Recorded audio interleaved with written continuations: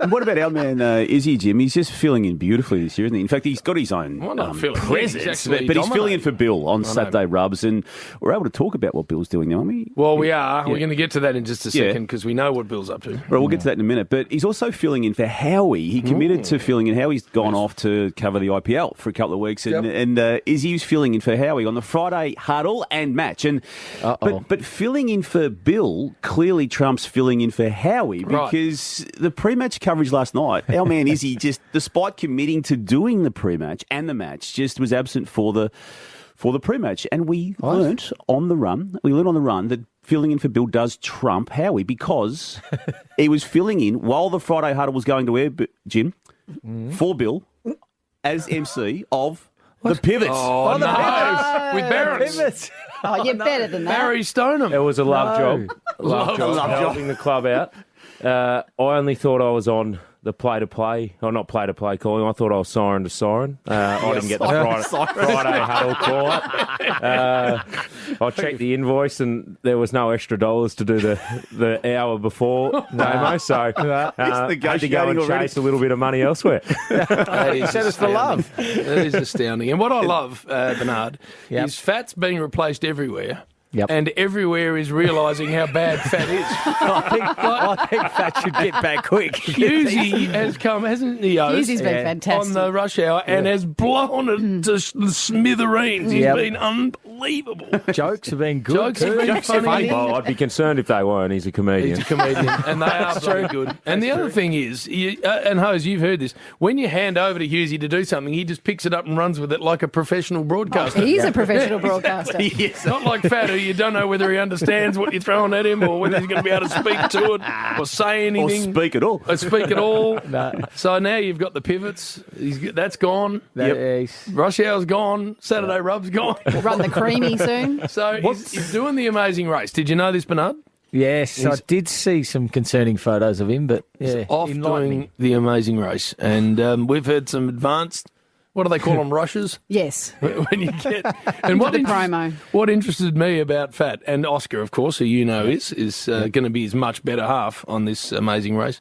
But when we've seen these promos of what's going to come out on the show with Fat, the music they're playing under him interested us. So this is apparently the first one. Benny Hill. It's a bit fast, though. Little Fat zooming around. Yeah. Pictured him limping around on that knee. Is that the real promo, Jim? That's it. You've got to choose the right music for a man. So we understood. That was what I'd heard. And then Hose had heard differently. So the second lot that they put out had a different sound. Fits a little better. Baby elephant walk. Old Fat. Wandering around Bolivia or wherever the hell he is. Just seems really confused when this music's on. Where's Oscar? Where's Oscar? I know. What is he going to... You know Oscar well is. What is he going to bring to the table, Fat? Is he going to be able to contribute anything? No. I don't know if it's good for Oscar's PR, to be honest. I'm sure it is.